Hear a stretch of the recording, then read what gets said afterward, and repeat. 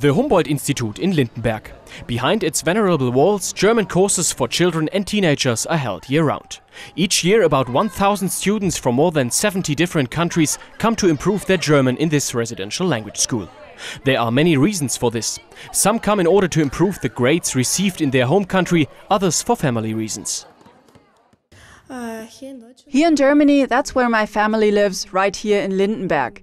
And I come here to learn German at the Humboldt-Institut.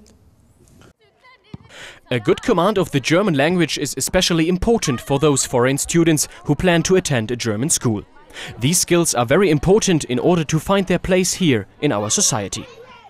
Absolutely, because we are convinced, and the experience has shown nationwide, that if the language skills are insufficient, the result will be inadequate social integration in the school.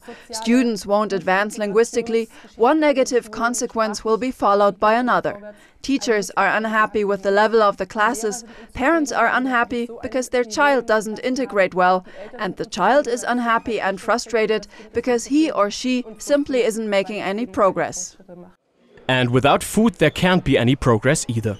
By the way, only German is spoken here. That too is part of the program, which is supposed to help the students improve their language skills. Another reason, in a group of so many different mother tongues, it is simply easiest to choose one common language.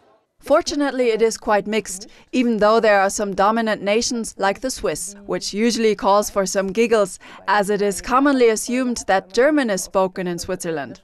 But of course, we are talking about the French-speaking part of Switzerland, as well as the Ticino, Spain, Italy, France, Russia, Turkey.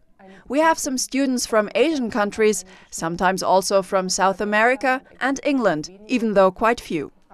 But one could say that Spanish, Russian and French are the dominating languages which are spoken here during the summer.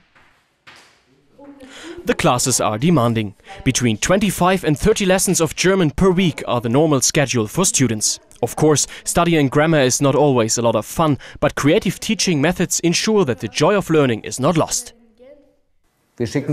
Sometimes during class, we send the children into town to conduct interviews with the locals there. And we have found that the people of Lindenberg always take time and react very positively to such interviews and really answer the questions. Aside from these interviewing tasks with the locals in Lindenberg, the Humboldt-Institut offers many different leisure time activities in the afternoons and evenings. They extend from community sports to arts and crafts to museum visits. After all, the students should take home the memories of more than just the content of their classes.